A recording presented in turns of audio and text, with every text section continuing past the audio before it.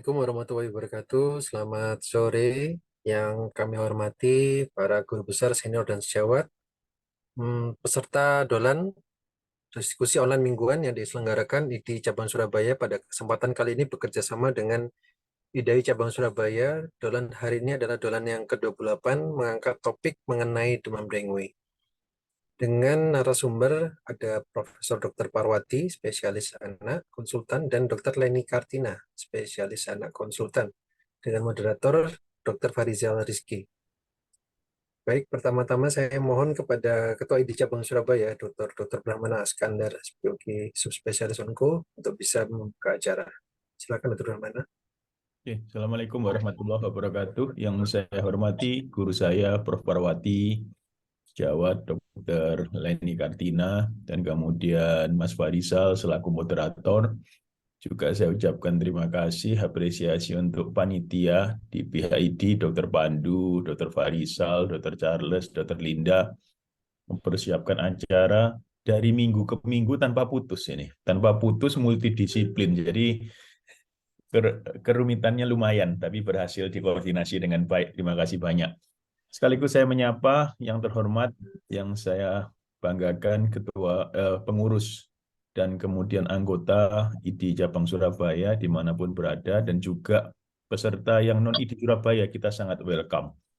Jadi acara tiap hari Senin ini kita kasih nama Dolan, bermain 1 jam, dapat ilmu, dapat SKP gratis. Ya.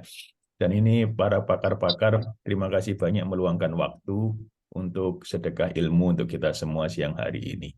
Sekali lagi tetap semangat untuk kita semua, tetap sehat semua. Mudah-mudahan kita selalu diberikan kemudahan Allah Subhanahu wa taala. Terima kasih, bisa dilanjutkan karena waktunya 1 jam. Wassalamualaikum warahmatullahi wabarakatuh. Waalaikumsalam.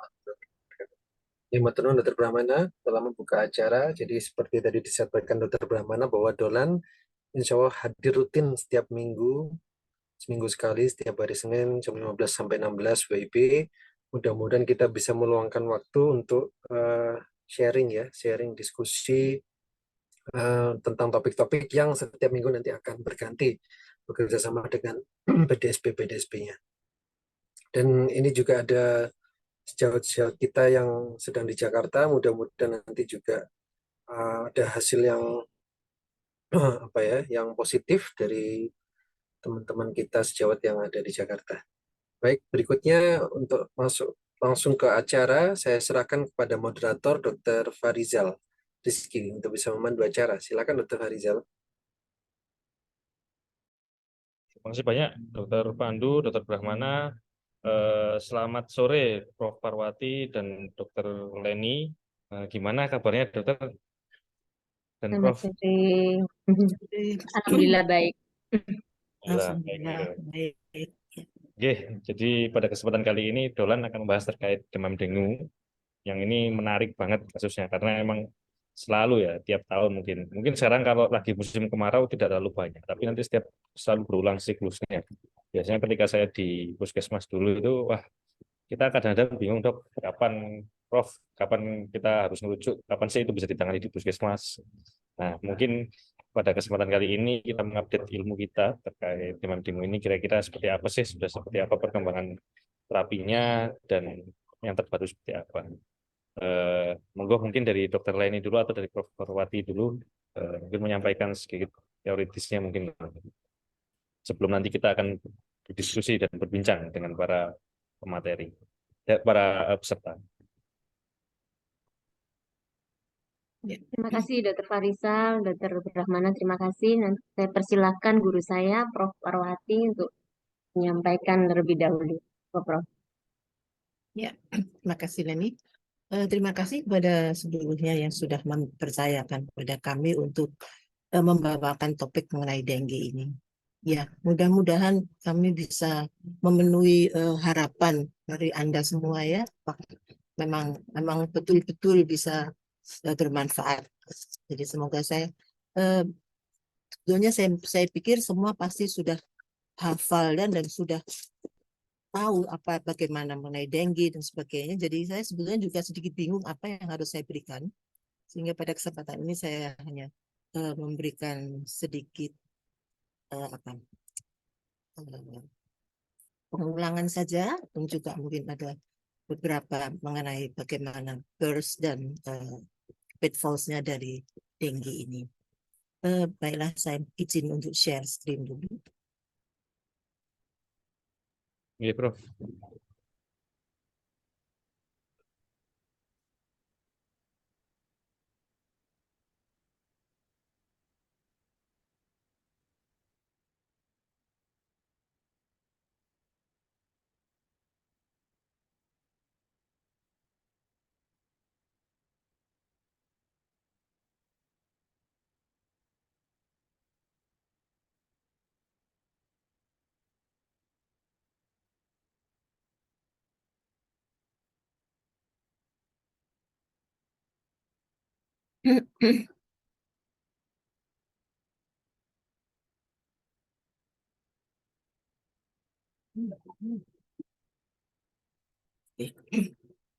Jadi inilah topik yang akan saya bahas kali ini. Jadi kita semua tahu bahwa dengue itu mempunyai gambaran klinis yang bermacam-macam ya, yang dengan variasi yang sangat luas. Jadi memang sejak awal, sejak hari-hari pertama, tentu saja kita pertama-tama harus memikirkan diagnosis bandingnya. Karena dengue ini bisa mirip atau menyerupai berbagai sindrom klinis. Jadi dan kita harus selalu menentukan dulu di mana pasien itu berada, apakah pada fase awal ya, pada fase demamnya, apakah dia sudah masuk ke dalam fase kritisnya di mana demamnya sudah turun, atau mungkin dia bahkan sudah dalam keadaan fase konvalesen. Jadi inilah diferensial diagnosis yang harus kita pikirkan. Ada banyak, jadi kita harus tahu bahwa dengue itu merupakan satu penyakit yang bersifat dinamis dan sistemik. Jadi bukan hanya seperti yang dikatakan orang bahwa ini penyakit kalau trombositnya turun ya, itu adalah suatu dengue, karena trombosit yang rendah itu bisa kita dapatkan pada berbagai macam keadaan. Jadi kita harus mengetahui manifestasi dengue yang beragam. Jadi mungkin dari kuliah, dari pengalaman Anda sekalian semua tentunya sudah tahu ya, di mana penyakit ini berkembang dari 3 macam fase ya, fase demam, fase kritis sampai ke fase pemulihan. Jadi kalau misalnya kita memperkirakan seorang anak datang dengan demam, jadi demam pendek ya, kita selalu melakukan seperti itu. Jadi biasanya cuma 3 atau sampai 7 hari. Namun juga ada kemungkinan bahwa ini mungkin bisa menjadi lebih lama, menjadi 7 hari sampai 10 hari ya. Jadi kita tentu saja misalnya anak datang dengan demam yang akut, kita memikirkan apakah ini dengue. Jadi kita merupakan mencari tanda-tanda dari presumptive dengue atau mungkin probable dengue, bahwa dia tinggal di daerah yang endemik dengue, atau mungkin dia habis bepergian ke daerah yang endemik tadi. Kemudian demam yang dari pendek, jadi mungkin sekitar 2 atau mungkin ya 1 sampai 3 hari begitu awalnya. Jadi kita harus mencari tanda-tanda yang lain. Ya, apakah ada nausea, vomiting? Kemudian apakah ada ruam? Jadi ruam ini penting. Jadi tidak hanya tanda-tanda perdarahan saja yang kita pentingkan, karena namanya yang memang sudah kadung salah kaprah ya, namanya demam berdarah begitu. Tapi kita harus mencari adanya rash, yang ini termasuk di dalam penyakit dengan fever and rash ya. Kemudian nyeri-nyeri. Jadi mungkin ada nyeri kepala, di samping itu mungkin ada nyeri di seluruh tubuh, nyeri pada sendi, nyeri perut ya. Kemudian ini yang seringkali baik dokternya maupun mungkin pasiennya juga merasa segan kalau dilakukan suatu tes klinika. Ya, jadi ini memang sebetulnya tes klinika ini cukup penting, jadi bisa memberikan kita clue untuk apakah ini suatu dengue, terutama bila mana digabung dengan adanya pemeriksaan leukosit, adanya leukopenia, kemudian nanti mungkin tidak selalu harus ada trombositopenia ya, tapi pada awal biasanya memang leukosit ini yang menurun lebih dahulu. Kemudian adanya beberapa warning signs. Jadi kita melihat di sini bahwa dengue ini ada beberapa panduan yang kita gunakan, yaitu dengue WHO, panduan dengue dari WHO tahun 2009 dan 2011, di mana tahun 2011 ini merupakan revisi dari tahun 1997 yang seringkali kita gunakan. Jadi saya juga percaya bahwa tentu Anda sekarang masih menggunakan kriteria WHO yang 2011 ya, jadi yang revisi dari 97, di mana kita membagi penyakitnya menjadi demam dengue, demam berdarah dengue, seperti itu. Namun kalau kita menggunakan klasifikasi dari WHO ini, dengue ini hanya dibagi menjadi dengue yang disertai atau tidak disertai dengan warning signs, dan juga severe dengue. Jadi nanti selain kita harus selalu memilah-milah apakah penderita itu berada dalam fase demam, atau mungkin fase kritis, atau mungkin fase konvalesen, nanti kita harus bisa menegakkan diagnosisnya berdasarkan klasifikasi dari dengue. Jadi dengan kriteria, kalau menurut 2009 ini hanya ada 2, yaitu dengue dan severe dengue. Ya, di mana untuk dengue saja ini bukan demam dengue ya, tapi dengue ini bisa disertai dengan warning signs atau tidak usah disertai dengan warning signs. Jadi nanti kita juga akan bisa mengkonversikan ini dengan bila kita menggunakan panduan yang dari 2011. Nanti saya akan kembali pada warning signs. Lebih kalau dari severe dengue, yaitu bila mana disertai dengan severe plasma leakage, dan ini bisa berakibat adanya shock atau akumulasi cairan dengan atau tanpa disertai dengan respiratory distress. Kemudian ada severe bleeding, di mana bleeding ini menyebabkan juga instabilitas dari hemodinamik. Ya. Jadi kalau misalnya penderita itu dalam keadaan shock, apakah ini karena plasma leakage atau mungkin karena hipovolemi karena adanya perdarahan. Nah, kemudian ada juga yang severe organ involvement. Jadi biasanya di sini adalah yang paling sering adalah liver involvement. Dimana kita tahu pada dengue memang liver itu memang involved ya.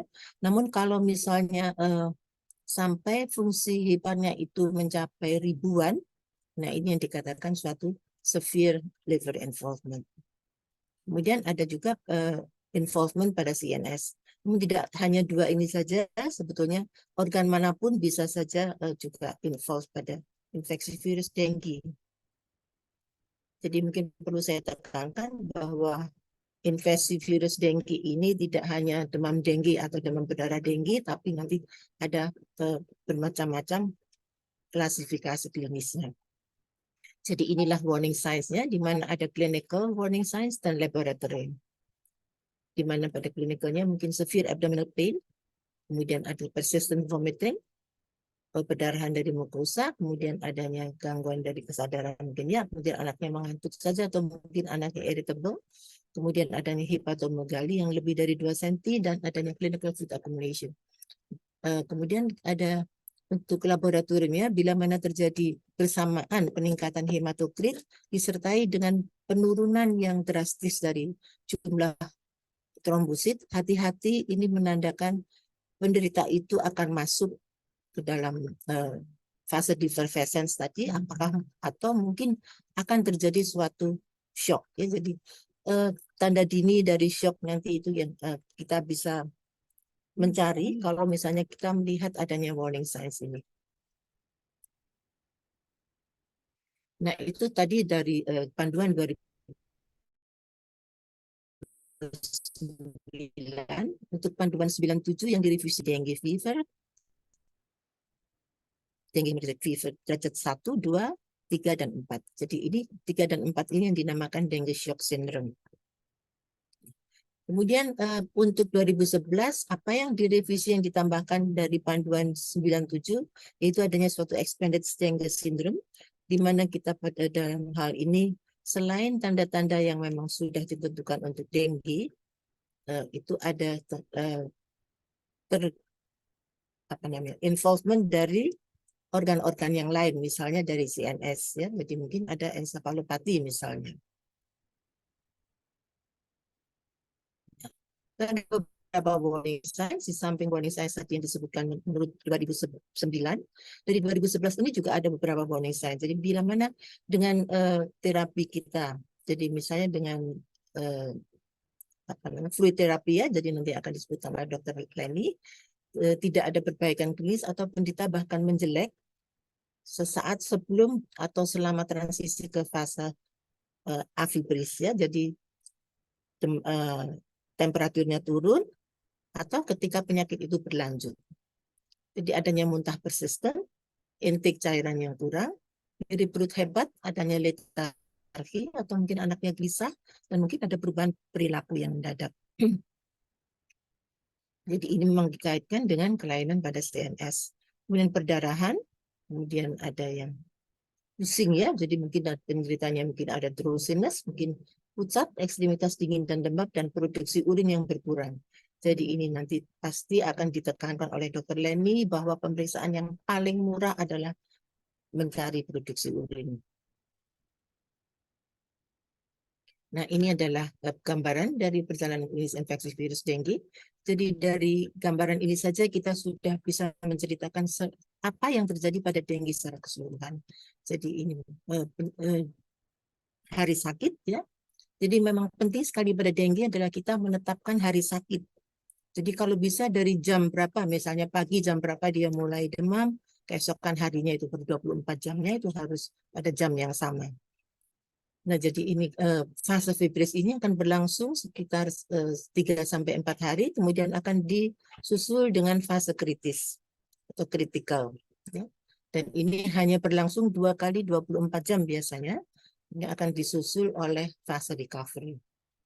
Jadi di mana kita biasanya itu sangat vigorous memberikan terapi cairan pada fase kritis ini, hati-hati pada fase recovery. Jadi karena apa yang terjadi pada dengue adalah bahwa cairan yang keluar dari pembuluh darah dan masuk ke dalam interstitial akan kembali ke dalam vaskuler, sehingga kalau kita memberikan terlalu banyak cairan, bahaya terjadinya suatu fluid overload pada saat penderita masuk ke dalam fase recovery.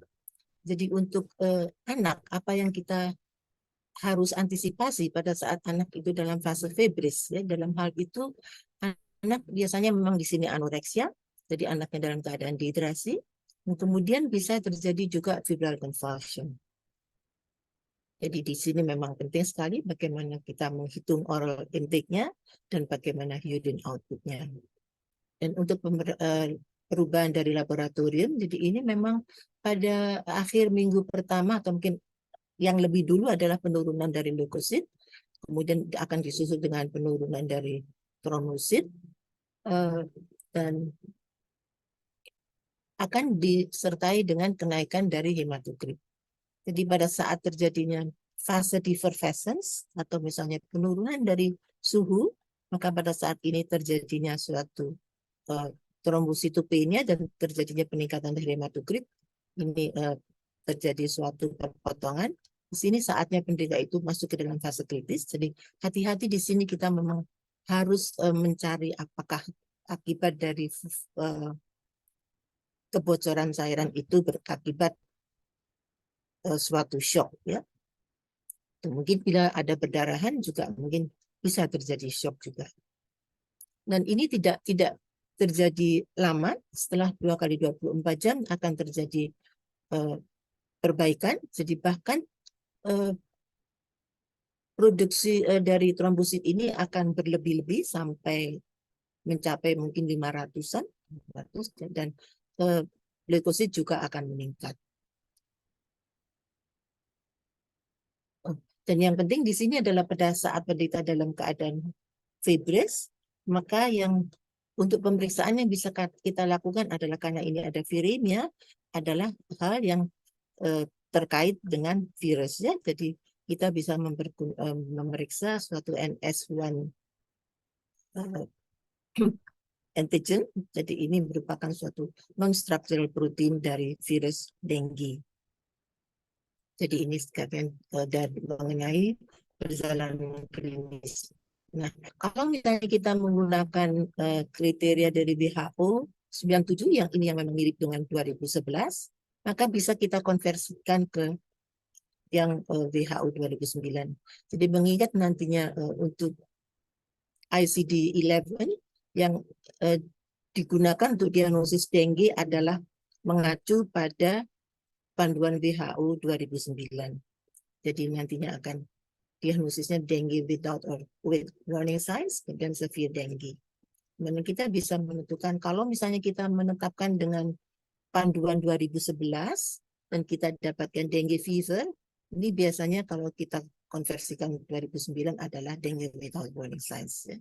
Sedang untuk yang with warning signs ini adalah DF grade 1 dan 2, itu yang DF tanpa shock, dan untuk yang severe dengue ada yang dengue shock syndrome dan juga untuk expanded dengue syndrome. Nah, sebetulnya apa gunanya kita itu tadi mencari adanya warning signs dan sebagainya. Jadi memang itu banyak gunanya ya. Jadi memang kita memang agar kita tidak baru mengetahui dengue itu kalau pasien itu sudah jatuh dalam keadaan shock. Jadi sedini mungkin kita bisa menegakkan diagnosis dengue sehingga terapi akan kita sesuaikan dan prognosisnya tentu akan lebih baik. Jadi sebenarnya apa yang first dan di dalam diagnosis itu. Jadi 6 anak dengan demam tinggi aku disertai dengan tes tourniquet yang positif. Jadi mengingat bahwa kita memang mau tidak mau harus melakukan tes tourniquet. Dan ini kalau misalnya hari pertama kita melihat pasiennya belum positif, bisa kita ulang atau harus kita ulang hari-hari berikutnya. Atau mohon maaf bila ada PTG, ya, jadi disertai dengan PTG, sangat mungkin ini adalah suatu infeksi virus dengue, atau mungkin yang untuk yang lebih berat adalah demam berdarah dengue. Kemudian kalau misalnya ada muka yang merah ya, jadi flush face tanpa adanya kurisa atau tanda-tanda dari batuk, ini mungkin menyingkirkan diagnosis banding campak atau infeksi saluran napas yang lain. Nah, untuk meningkatkan sensitivitas dari tes tourniquet ini, memang seringkali digabung ya dengan leukosit. Jadi misalnya kalau ada leukopenia, maka positive predictive value-nya akan meningkat menjadi 70-80%. Dan ini bisa kita deteksi cukup dini, yaitu mungkin pada hari kedua dan ketiga demam. Kemudian adanya hepatomegalu. Ini sangat mendukung diagnosis DBD, penurunan leukosit disertai dengan penurunan dari nuklear dan peningkatan relatif dari limfosit, terutama karena adanya limfosit yang atipikal. Ini memprediksi akhir fase febris dalam 24 jam sebelum saat penurunan panas ini pada penurunan suhu ya. Kemudian penurunan trombosit bersamaan dengan peningkatan hematokrit sebanyak 20%. Ini akan mengkonfirmasi diagnosis dengue atau DBD, dan bila mana ada shock, kalau misalnya laju endap darahnya kurang dari 10 disertai dengan kelainan lab tadi, ada leukopenia, ada trombositopenia, maka ini membedakan DBD dengan shock septic atau DSS ya, dengan shock septic. Kemudian bila peningkatan hematokrit itu kurang dari 20%, adanya efusi pleura dan esites akan mendukung diagnosis DBD. Jadi misalnya ada perdarahan dan sebagainya, maka hematokrit itu tidak akan meningkat setinggi kalau misalnya tidak ada perdarahan misalnya ya. Kemudian PRS yang lain itu adalah nyeri perut. Jadi ini dianggap sebagai warning signs. Jadi kalau misalnya seorang penderita dengue itu mengeluh nyeri perut, jangan dianggap dia itu misalnya ngalem atau bagaimana ya, tetapi ini kita memang harus asumsikan bahwa ada kemungkinan penderita ini akan jatuh dalam keadaan shock. Jadi ini dianggap sebagai suatu warning sign.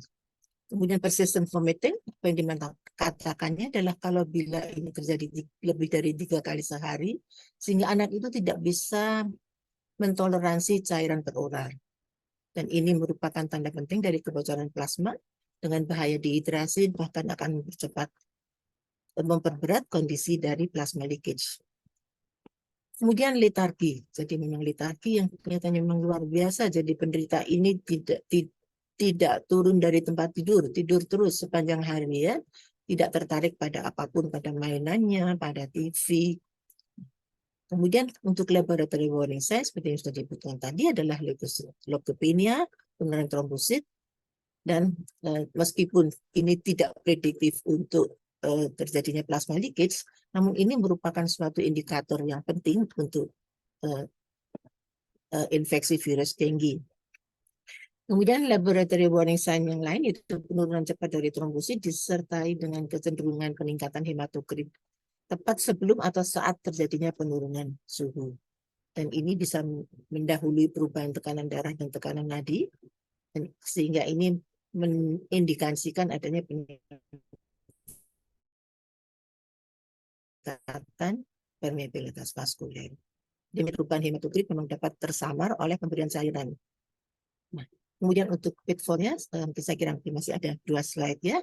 Di daerah endemik atau mungkin yang dengue, kalau misalnya kita kurang mempunyai atau tidak mempunyai kecurigaan sama sekali untuk dengue atau DPT, nah ini merupakan suatu pitfall untuk diagnosis.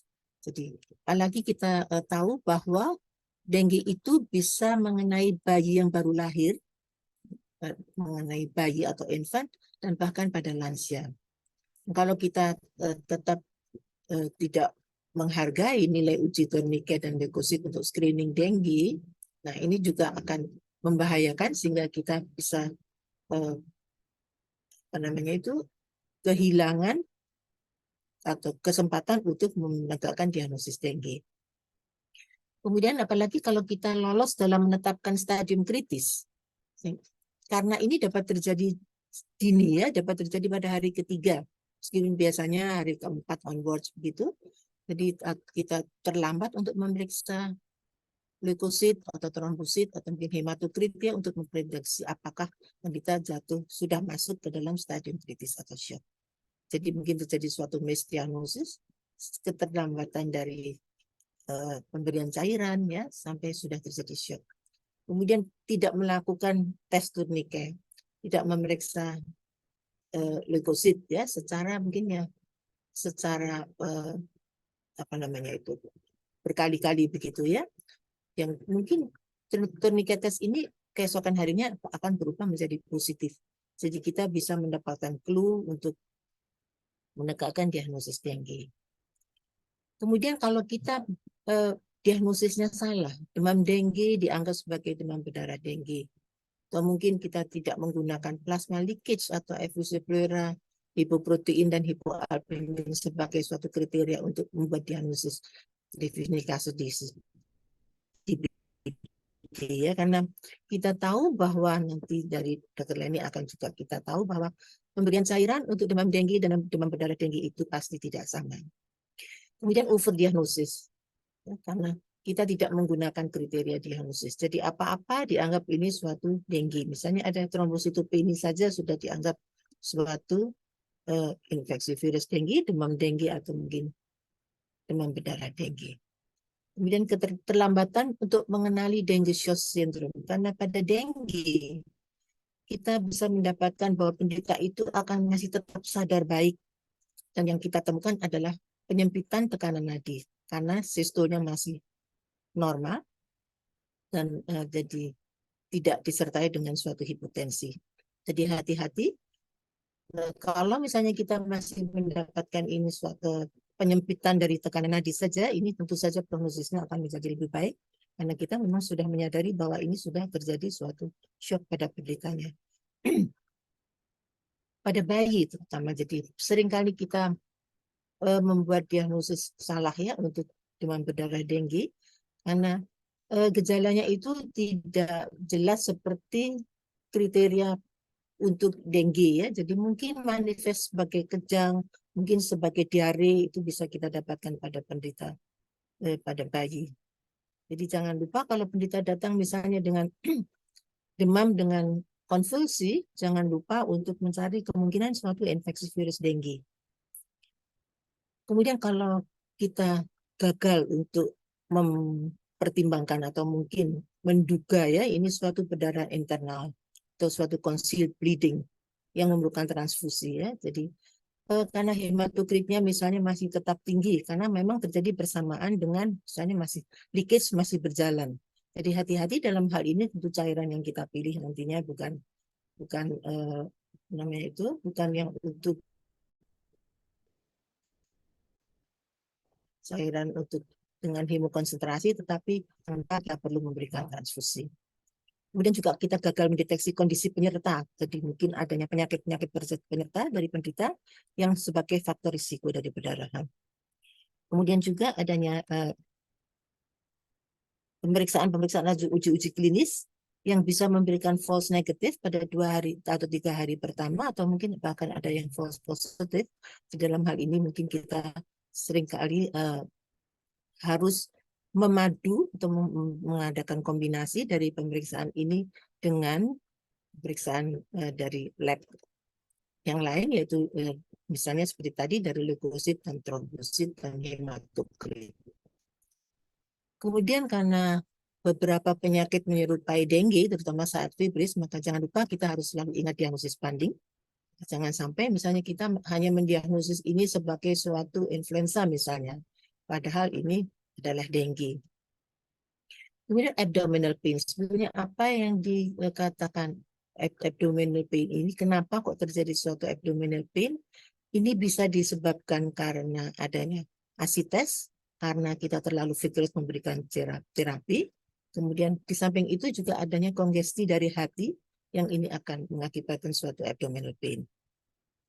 Bahaya terjadinya suatu overload cairan.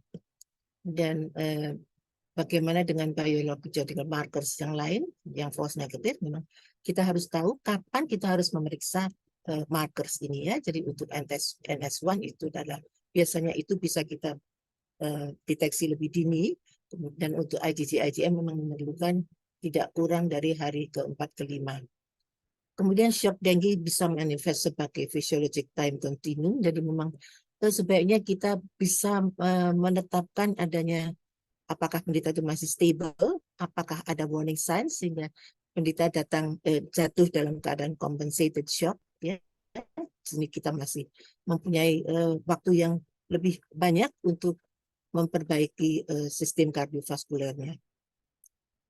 Karena kalau tidak, maka penderita akan cepat jatuh dalam keadaan compensated shock, dan ini yang memang nantinya akan sangat membahayakan. Dan ini memang sangat sulit untuk diatasi, karena mungkin akan terjadi suatu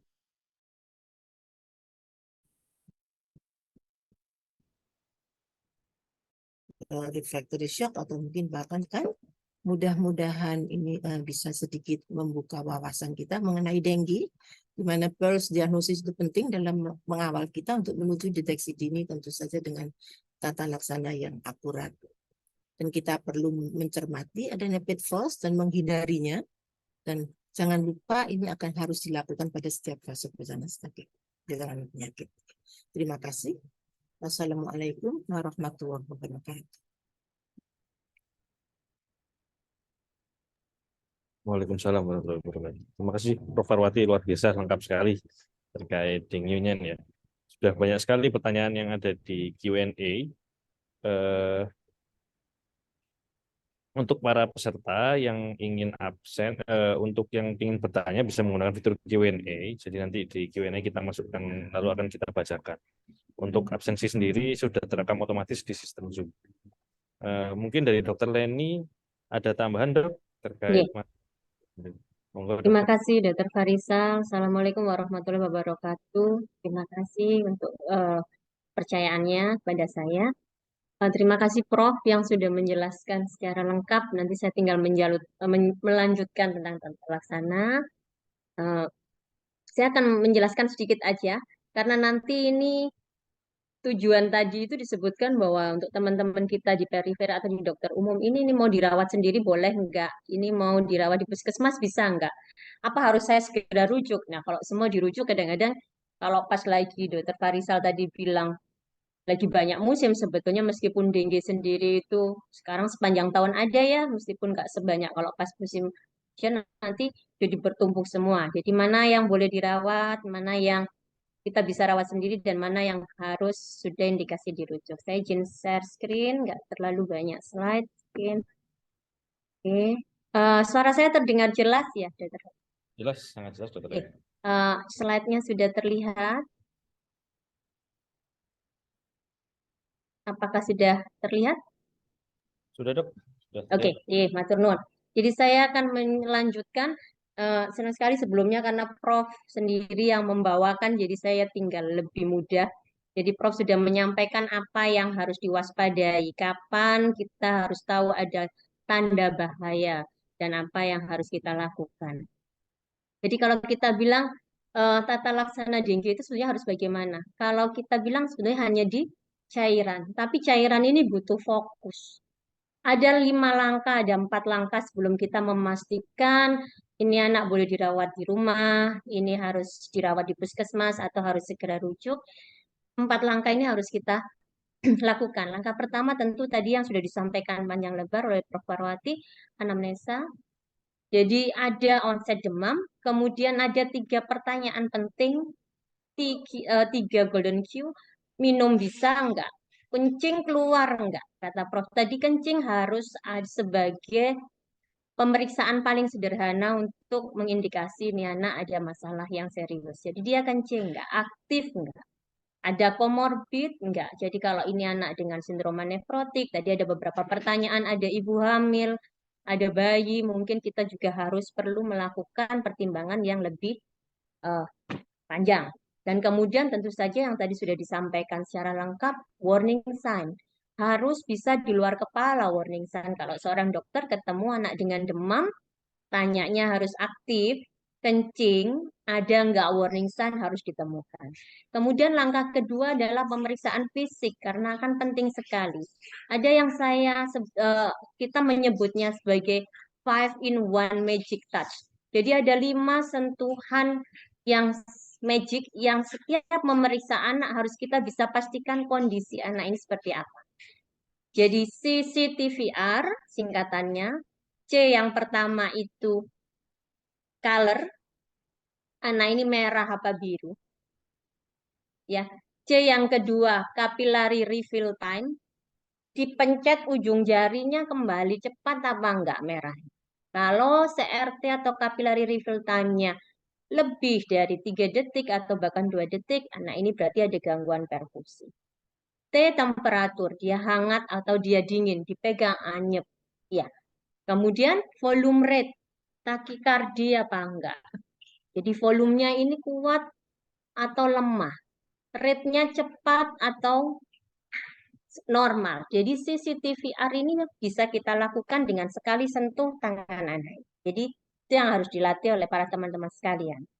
Kemudian langkah ketiga tadi yang dipastikan sama Prof. Bapak sudah menjelaskan tentang darah lengkap dan lain-lain, tidak akan saya ulangi. Dan dari semua 3 langkah kita bisa mengassessment. Anak ini sebetulnya dengue bukan. Kalau dia dengue, fase mana? Fase febris, fase kritis, atau fase pemulihan. Dan kita lihat keparahannya. Oh, dia sudah ada gangguan perfusi, berarti dia parah. Oh, dia bisa makan minum baik, masih kencing. Oh, kita akan memutuskan dia masuk di grup A yang bisa rawat jalan. Dia harus masuk di grup B karena ternyata dia punya komorbid, harus rawat inap, dan atau dia harus masuk di grup C. Segera kirim supaya kita tidak terlambat. Itu yang harus kita pastikan di awal. Nah, bagaimana yang dilakukan oleh grup A? Kalau seorang pasien kita masukkan grup A, pasti dia harus bisa minum. Oralnya ada kuat. Dia bisa pipis tiap 4-6 jam sekali. Oh, nggak ada tanda-tanda warning sign, nggak nyeri perut, ya nyeri tapi sedikit. Dia nggak muntah-muntah, stabil, CCTVR-nya bagus. Dan bukan pasien-pasien dengan komorbid. Boleh dipulangkan, tapi harus ada panduan yang disampaikan kepada keluarga atau pasien sendiri kalau dia dewasa. Panduan antisipasi sebelum pasien dipulangkan salah satunya harus diberitahu tentang nanti kalau ada warning sign atau tanda bahaya. Nanti kalau anaknya jadi dingin, diem aja atau letargi, ada muntah-muntah hebat, ada nyeri perut, atau anaknya jadi ada perdarahan, harus segera datang. Nah, itu yang harus pertama. Tapi yang harus dilakukan ibu di rumah, suruh bikin catatan karena dia harus memantau. Tulis berapa minum yang dia bisa masuk, tulis berapa kencing yang dia keluar. Nah, itu harus dilakukan. Kalau bisa, lakukan pemeriksaan darah lengkap setiap hari sehingga bisa dipantau. Ini jika dia dipulangkan. Jadi, bisa minum, biasanya kita targetkan minumnya kalau bisa segini ya, sesuai dengan berat badan dan kebutuhan cairannya. Kalau misalkan anak dengan mual, tentunya pada pasien dengue itu mual, jadi nggak bisa langsung habis banyak, tapi mesti kita berikan bertahap. 50 cc masuk, 50 cc masuk, dan itu bisa dicatat oleh ibu. Nah, kalau itu dia bisa masuk, kebutuhan cairan yang ditargetkan cukup, kita tinggal memantau kencingnya bagaimana, keluar atau enggak. Nah, itu adalah kelompok grup A yang nantinya akan diputuskan untuk dirawat. Namun kalau anak ini mau masuk ke grup B, berarti dia punya tanda bahaya yang tadi disebutkan Prof. Kemudian dia punya komorbid. Jadi ada yang bayi, dia punya penyakit kencing manis, dia pasien HD, orang sudah di atas usia 60 tahun, rumahnya jauh, susah ke puskesmas, harus naik Grab, harus jalan dulu keluar. Nah, ini adalah kendala sosial. Kalau pasien masuk grup ini, indikasinya adalah rawat. Pantau status hemodinamik sesering mungkin, karena kadang pantauannya itu enggak 3 jam, 4 jam sekali. Kita harus lihat tergantung kondisi pasien ya, hemodinamik ini vital sign, kencingnya, dan minumnya.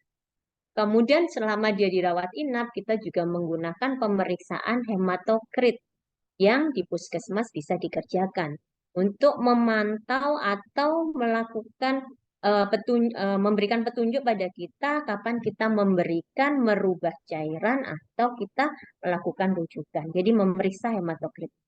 Jadi ada bagan yang dijelaskan di slide berikutnya.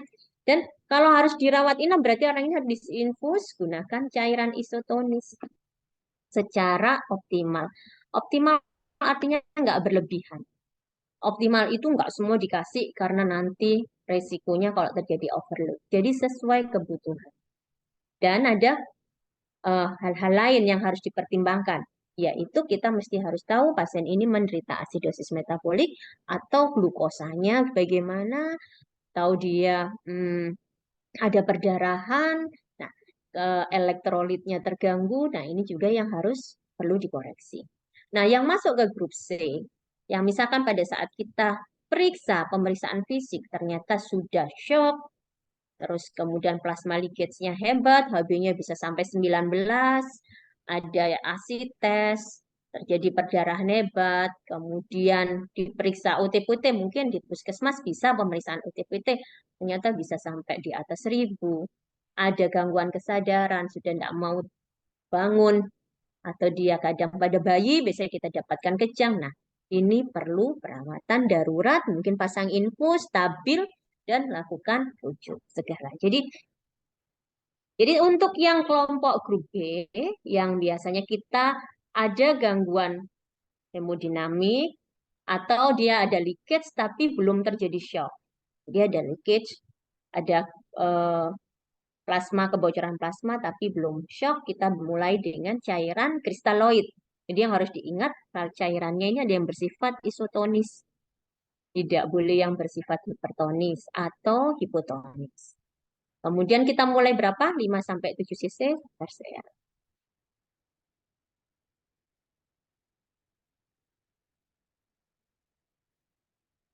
Jadi untuk yang ini kita lakukan 1-2 jam biasanya. Terus harus dinilai ulang. Membaik, turunkan bertahap. Biasanya mulai 5 atau 3 selama 22-4 jam diulangi. Kalau stabil, stop. Dan pemberian cairan hanya dalam 48 jam. Ingat, status hemodinamik adalah rujukan pertama. Kadang-kadang tidak didasarkan hematokrit saja. Jadi harus hemodinamik pasiennya. Kalau tidak ada perbaikan, berarti harus cek hematokrit. Turun berarti pikirkan perdarahan. Kalau masih tinggi atau nggak berkurang atau makin tinggi, berarti cairannya harus dinaikkan menjadi 10 cc. Ini adalah patokan. Nah, bagaimana dengan yang datang dengan shock atau hipotensi. Kalau shocknya masih terkompensasi, kita cukup memberikan 10-20 cc dalam 1 jam. Jadi waktunya lebih panjang, nilai ulang membaik berdasarkan vital sign, berarti kita turunkan pelan-pelan 1-2 jam. Jadi burst-nya itu kita harus lakukan pelan-pelan. Jika jelek, lakukan bertambahan bolus. Dan kalau ternyata stabil terus, boleh diberikan oral. Dan kalau bisa oral, kita stop intravenous. Kalau tidak membaik, hematokrit tetap diberikan. Kalau rendah, sangat rendah, kita harus pertimbangkan suatu perdarahan. Jadi meningkat tadi 20%, tapi turunnya 50%. Nah, ini pertimbangkan suatu perdarahan, mungkin perlu transfusi. Tapi kalau tidak membaik, sudah dikasih kristaloid tidak membaik, sudah 3 kali, pertimbangkan koloid dan dinilai ulang kembali. Nah, kalau yang datang sudah jelek, misalkan Stone shock syndrome, maka kita boleh berikan kristaloid secepatnya. Secepatnya dikasih dalam waktu 15-30 menit. Evaluasi. Membaik vital sign-nya turun selama 1 jam. Jangan langsung turun 7 atau 3 cc.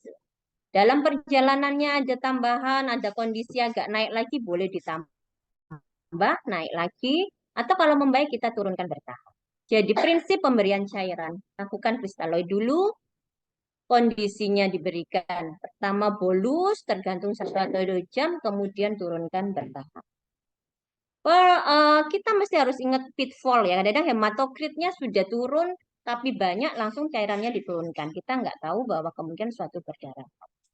Atau kalau misalkan tetap tinggi, dianggapkan sudah masuk semua. Kita melupakan koloid ini, jadi diberikan kristaloid terus, maka akan berpengaruh terhadap overload cairan.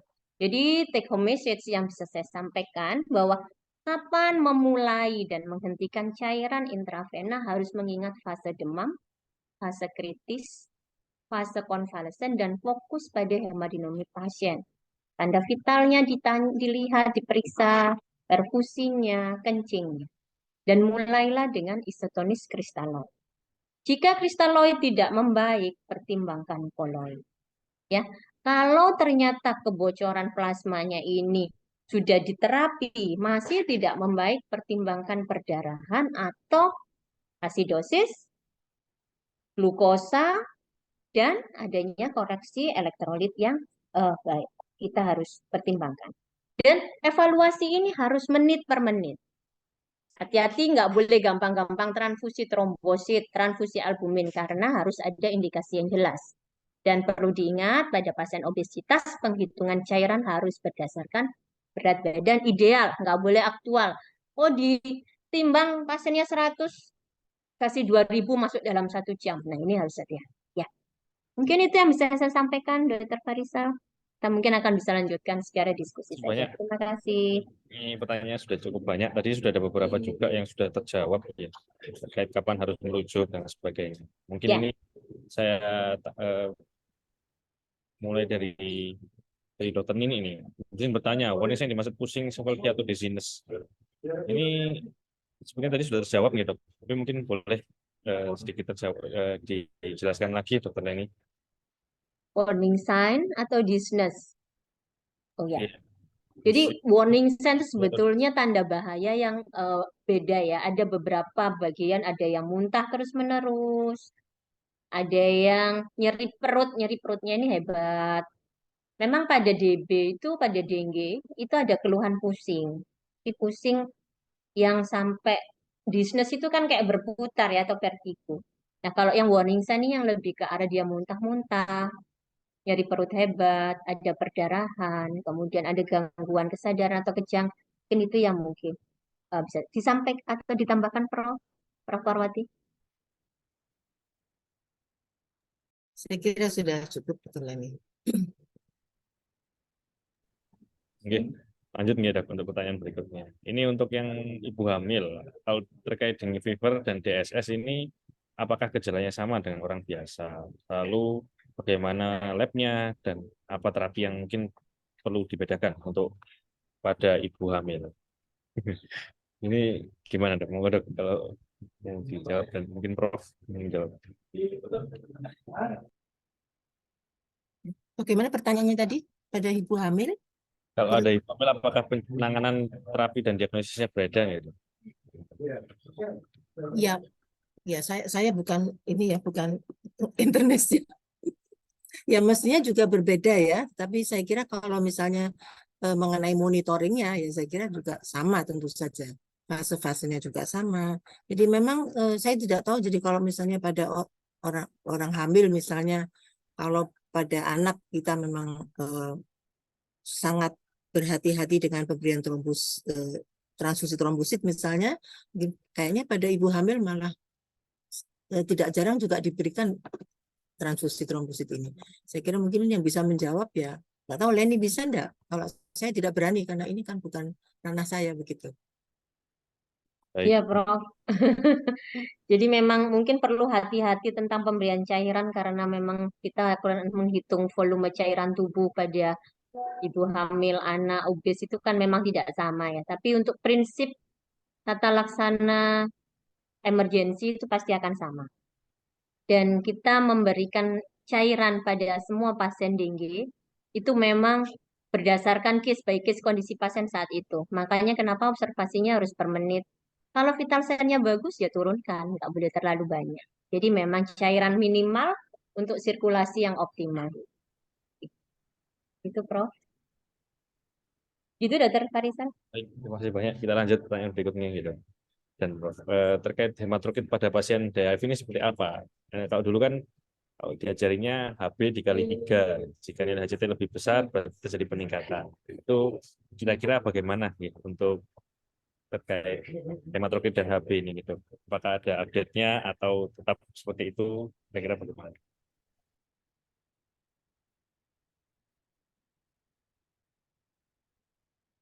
Ya, biasanya ya memang kalau kita secara kasar ya memang kita mengatakan bahwa 3 kali dari hemoglobin ya. Tetapi saya kira mungkin sebaiknya ya kita memang harus memeriksa betul kedua-duanya. Jadi HB-nya dan juga hematokritnya.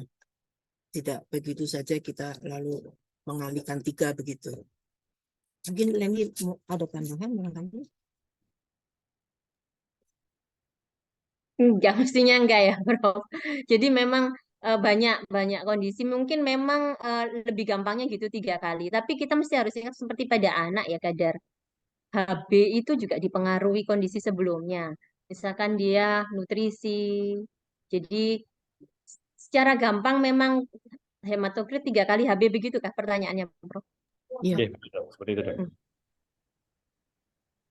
Tetap mungkin lebih gampangnya begitu ya, tapi karena pada saat pemeriksaan itu biasanya sudah akan keluar dua-duanya, atau kalau kita nggak punya fasilitas yang lengkap, pemeriksaan hematokrit saja itu juga sangat disarankan. Jadi yang centrifuge itu. Jadi kalau misalkan di terbatas, fasilitas terbatas, pemeriksaan centrifuge itu bisa dikerjakan. Nah, patokannya adalah dari hasil sebelumnya. Jadi kalau hasil sebelumnya ada peningkatan lebih dari 20%, berarti memang terjadi hemokonsentrasi. Dan tambahannya itu ya, Prof. Ya, terima kasih banyak Prof. Parwati dan Dr. Leni. Wah, tambah banyak ini pertanyaannya, Prof. dan Dok. Ada sekitar 10 ini. Waktunya tinggal 10 menit. Mungkin ini, Dok, apakah dengue without warning sign harus dilakukan ronsen toraks? Apa indikasi X-ray ya? Tes X-ray untuk diagnosis dengue. Dan bagaimana membedakan leukopenia dan trombositopenia pada dengue, sepsis, dan pasien leukemia. Lalu ketiga, mungkin 2 itu dulu, Dok. Dan Prof, monggo. Membedakan leukopenia pada dengue dan pada leukemia. Leukemia, okay. Leukemia biasanya kan bukan leukopenia. Ya, Tapi justru kalau ada fibral leukopenia misalnya ya, setelah terapi biasanya. Oke, jadi iya tentu saja kalau misalnya kita misalnya mau membedakan dengan leukemia, ya mestinya kita lihat tanda-tanda yang lain, tanda-tanda yang lain dari leukemia. Jadi pemeriksaan darah pun juga tidak akan sama antara dengue dengan leukemia. Ya, jadi kita akan melihat adanya sel-sel yang abnormal pada leukosit, pada leukemia misalnya begitu ya. Jadi juga ada organomegali itu juga harus kita cari. Kalau pada dengue ya kita memang mungkin kalau misalnya bone pain gitu mungkin masih bisa ya sama. Mungkin ada nyeri tulang pada dengue juga, tetapi kita tetap harus mencari juga gejala-gejala yang lain. Jadi selalu tidak hanya pada satu macam simptom aja yang kita lihat. Ini pertanyaan yang pertama tadi apa? Terkait indikasi chest X-ray, CXR untuk Oh, pasien. X-ray, ya. Jadi saya kira juga kalau misalnya di perifer pun kan ada kan fasilitas dari X-ray. Jadi memang X-ray ini gunanya adalah salah satunya. Kalau misalnya pada penderita dengan anemia misalnya ya, kita ingin melihat apakah ada tanda-tanda dari kebocoran plasma misalnya ya. Jadi kita tidak bisa menentukan adanya hemokonsentrasi, dan kita bisa melihat adanya akumulasi cairan di dalam interstitial, atau mungkin jadi kita bisa melihat adanya suatu efusi pleura. Jadi di samping mungkin acid test atau mungkin pemeriksaan dari albumin yang ini memang seringkali di perifer juga tidak bisa dilakukan. Mungkin begitu, barangkali Nelly ada tambahan? Mungkin kalau kita nggak punya X-ray, kita pertajam pemeriksaan fisik untuk teman-teman dokter umum. Karena kita tahu ada efusi, itu berarti kita harus mencari ronki basal ya, karena pasti ada penurunan suara nafas di daerah basal paru, termasuk sebelah kanan. Mungkin itu bisa dilakukan, atau pemeriksaan shifting dullness untuk mencari acid test. Jadi kalau memang itu kita dapatkan, ya kita bisa konfirmasi ini suatu terjadi kebocoran plasma. Ini saja Pak, tambahan untuk mengingatkan teman-teman tentang pentingnya juga pemeriksaan Diagnostik, fisik ya. untuk lebih dipertajam. Baik, terima kasih banyak Prof dan Dr. Leni. Lanjutnya ini juga nih menarik ini terkait penggunaan dexamethasone untuk peningkatan trombosit. Ini kira-kira bagaimana gitu, Prof? Dr. Leni. Jadi untuk pemeriksaan pemberian Dexa itu Mas sebetulnya sudah ada systematic review, dan malah ada penelitian yang lebih tinggi itu, kita nggak ada manfaatnya dalam dengue ya pemberian steroid dexamethasone. Jadi nggak ada rekomendasi pemberian steroid. Itu nih Prof. Ya, mungkin kalau kita menggunakan DEXA, mungkin kalau misalnya memang ada tanda-tanda dari ensefalopati ya, mungkin ada ensefalitis. Dalam hal ini memang kita bisa menggunakan DEXA. Tapi tidak untuk misalnya untuk shock terapi dan Trombositopenia. sebagainya, betul. Atau mungkin apalagi trombositopenia, tidak ada kaitannya. Baik, terima kasih banyak. Lanjut nih, terkait dari Dr. Edi ini bertanya, apakah leukopenia ini seluruh viral infection atau pada DF ya spesifiknya? Maksudnya leukopenia ini apa seluruh infeksi virus itu selalu leukopenia atau hanya dengue aja ya, Prof dan Prof? Ya, leukopenia itu bisa terjadi pada any viral infection ya. Tetapi pada dengue ini bisa mempunyai arti. Jadi kalau misalnya ini leukosit terjadi ada leukopenia, di samping tentu saja gejala-gejala yang lain ya. Jadi kriteria-kriteria yang lain dari infeksi virus dengue itu disertai dengan leukopenia ini, maka ini akan memperkuat dugaan kita mengenai dengue. Tapi memang bisa kita dapatkan pada any viral infection. Gitu mungkin ya. Dari Dr. Leni mungkin ada tambahan deh? Tidak ada. Terima kasih banyak Prof dan Dr. Leni. Ini mungkin sudah jam 4, tapi mungkin kita tambahi beberapa pertanyaan, nggih. Nggak apa-apa nggih, Prof dan Dokter? Ya, boleh. Ya. Monggo. Sangat banyak yang bertanya, luar biasa. Eh, Apabila kondisi pasien stabil, tapi trombositnya sudah kurang dari 100.000, apakah ini harus segera dirujuk untuk ranap atau bisa dilakukan rawat jalan? Kira-kira bagaimana, Prof dan Dokter? Maksudnya stabil ya, jadi misalnya stabil itu maksudnya vital signs-nya baik gitu ya. Tetap kita juga harus kembali pada hari keberapa sakit penderita itu. Jadi jangan lupa apakah penderita itu dalam keadaan akan masuk ke dalam fase kritis misalnya. Ya. Jadi tetap misalnya trombositnya masih di atas 100.000 atau mungkin 100.000 begitu. Ya, jadi memang ini kan bukan penyakit trombosit ya, jadi bisa saja misalnya sekarang masih cukup, tapi nantinya juga akan menurun dengan cepat. Jadi biasanya trombositnya itu memang menurunnya itu belakangan, jadi leukopenia dulu, baru trombositopenia. Jadi kita jangan yang dilihat atau yang diterapi adalah trombositnya, tetapi anak itu atau dengan penyakitnya as a whole begitu, secara keseluruhan. Jadi mungkin itu yang perlu kita cermati ya. Jadi untuk mencari warning signs, bagaimana warning signs-nya, meskipun trombositnya itu masih cukup bagus, tetapi anak itu ada warning signs-nya, jadi misalnya persistent vomiting, ada nyeri abdomen yang hebat dan sebagainya, so be careful. Karena ini kan trombosit itu kan tidak menggambarkan adanya plasma leakage ya, tidak selalu sejalan dengan plasma leakage. Begitu, mungkin begitu. Nah, ini barangkali mau ditambahin.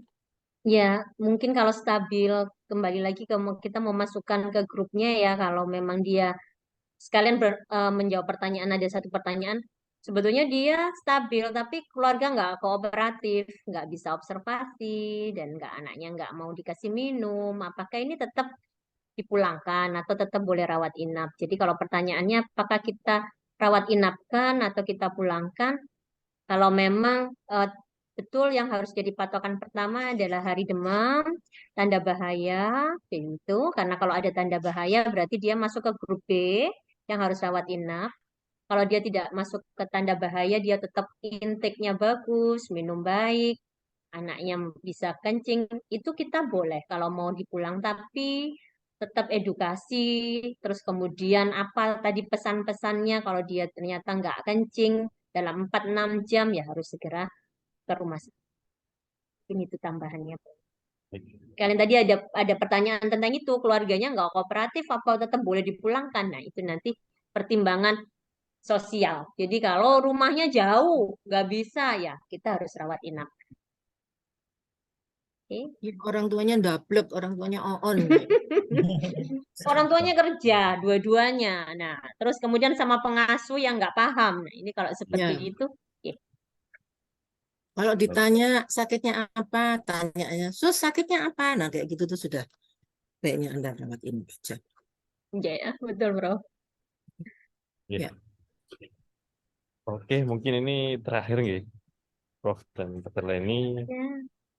Ini terkait maksimum pemberian kristaloid sebelum pemberian koloid itu kira-kira berapa ya? Apa indikasinya?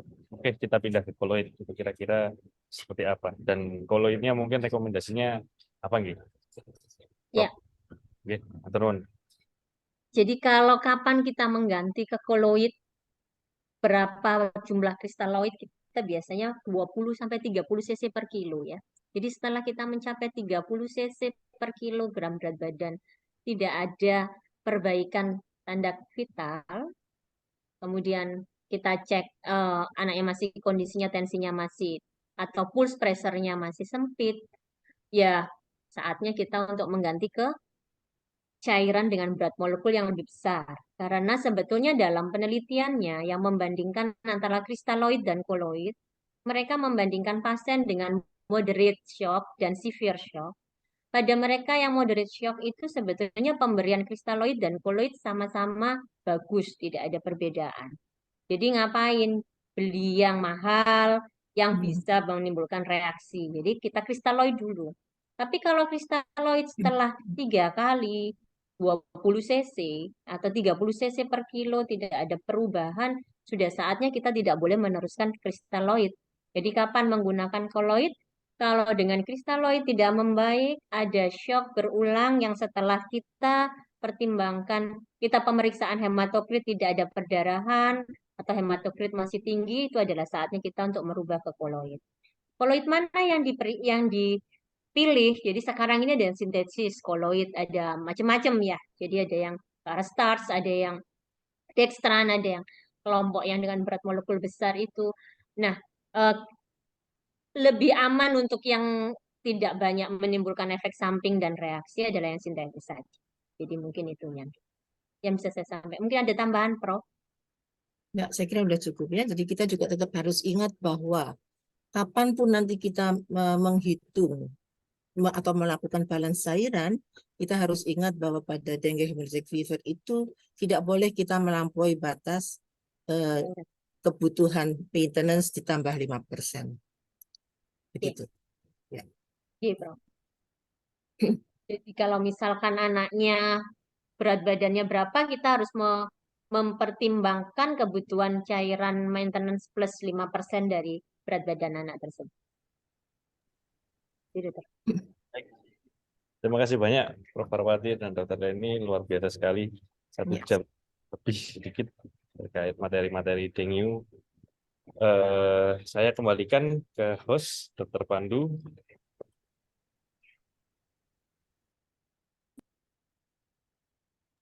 Ya, terima kasih Prof. Parwati dan Dr. Leni sudah memberikan materi mengenai dengue.